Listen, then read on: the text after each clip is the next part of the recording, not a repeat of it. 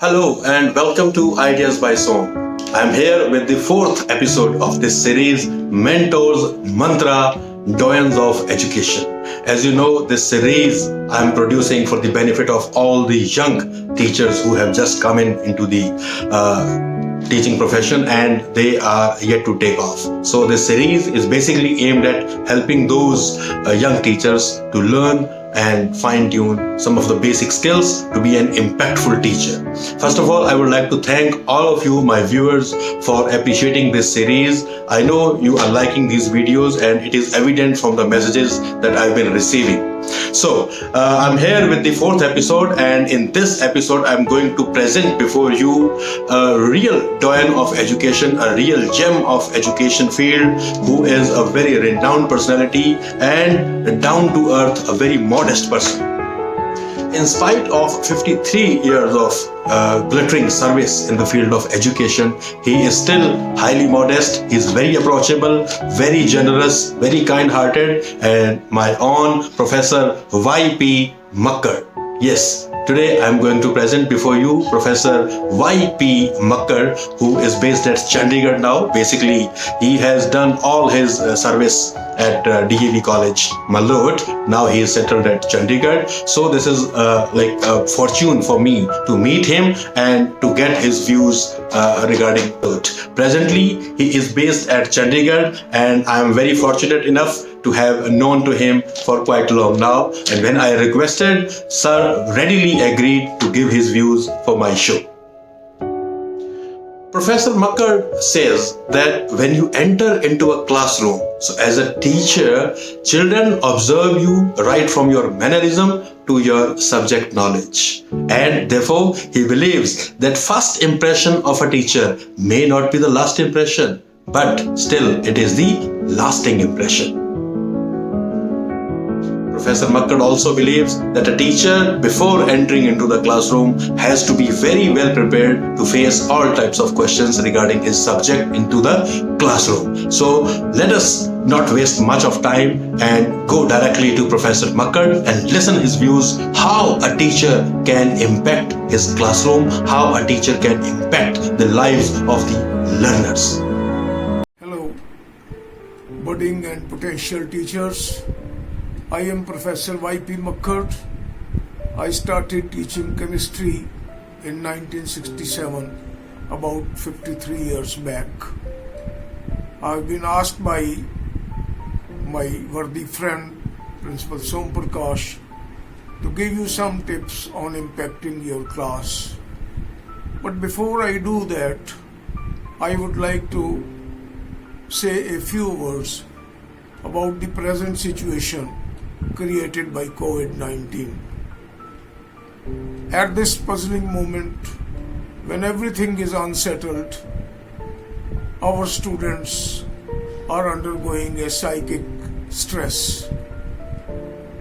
They are deprived of their friends, their playgrounds, their parks, because they are confined to the four walls of their houses. So when you are taking online classes, I think it will be pertinent to stress that you must help these children to overcome this stress. And while you are teaching them any subject, you must help them de-stress themselves by telling them some anecdotes or jokes or whatever you like. But that is very important, because until they are de-stressed, they will not be able to attend your classes and will not be able to concentrate on what you are teaching. So I hope you will make note of this and help these students. Now, coming to the point about how to impact your students at the class. All through my 53 years of teaching experience, I have learned some techniques which I would like to share with you. Hopefully you will also learn them when you gain experience. But let me start. The first and foremost thing is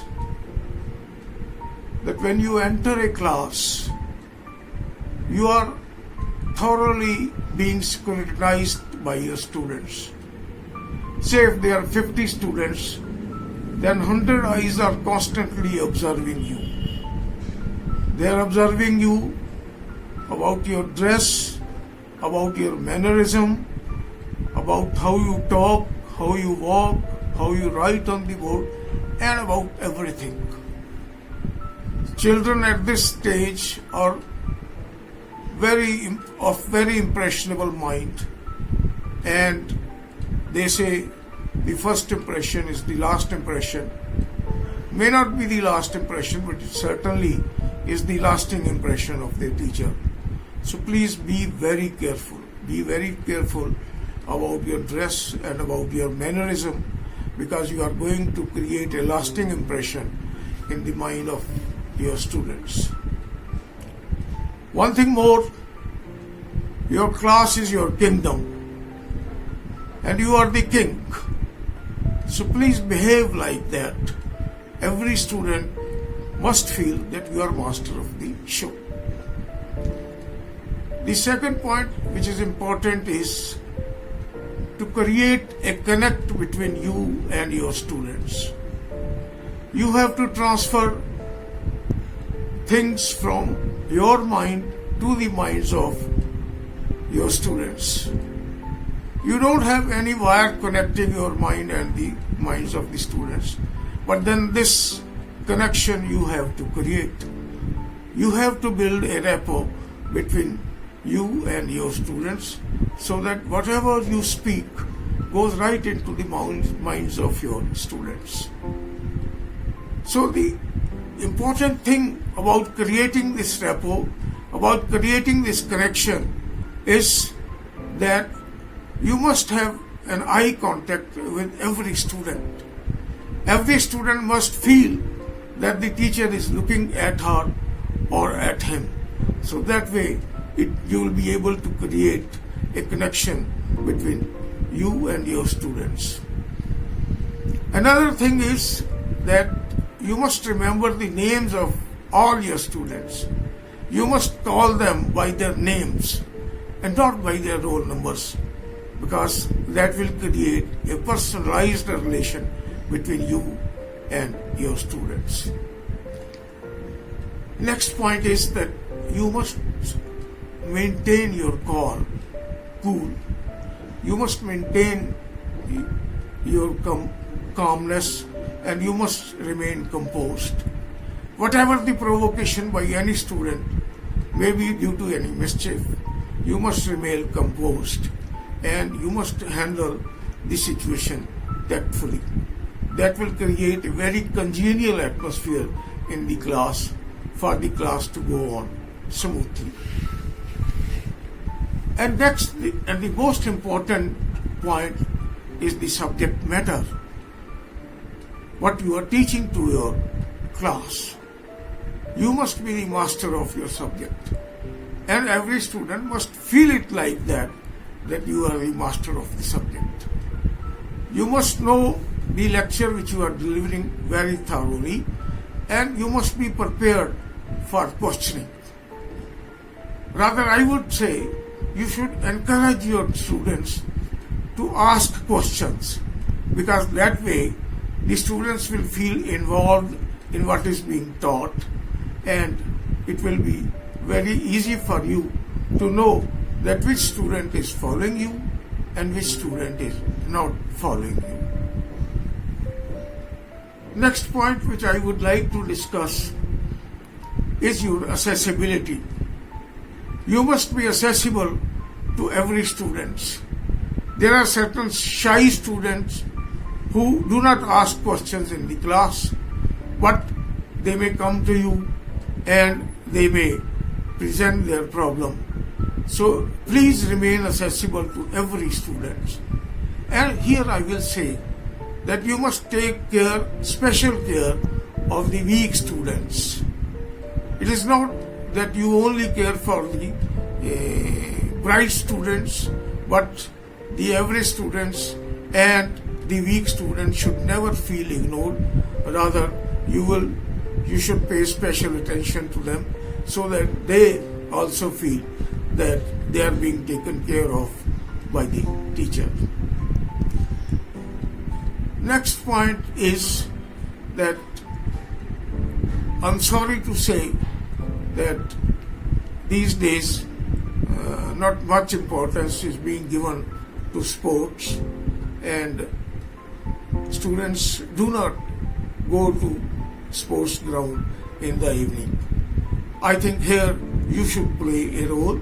You should yourself participate in sports, and so that the students also come along with you and learn sportsman spirit, because sportsman spirit is the ethic of life. Sportsman spirit teaches us many things of life which will be helpful in the later years of the lives of the students, so that they can face every situation. And here I would say that you should not impart only bookish knowledge to your students. You should not make them parrots that they mug up everything and then they reproduce in the examination. You must stress upon extracurricular learning. You must tell your students that they must read literature of the books of the literature, and maybe you may suggest some authors like Tagore, like Tolstoy, like Amrita Pritham, or any other choice, any other author of your choice, or in any language you want your students to read these books. But please be sure that your students not only study their curricular syllabus, but they also study these books of literature. And last but not the least is that please be an educator and not simply a teacher, and be a dignified educator. Educator means that you must make your every student capable of taking independent decisions in every situation of life, in every circumstances they are faced with in life. That is the real education. I hope you will make these points while you go to your physical classes. Thank you very much. Thank you very much, Professor Y.P. Makker, for your words of wisdom. Really, it was a pleasure listening Professor Makker today in this show. So this is time to say goodbye to all of you. We'll meet in the next episode. Till then, take care. Bye-bye.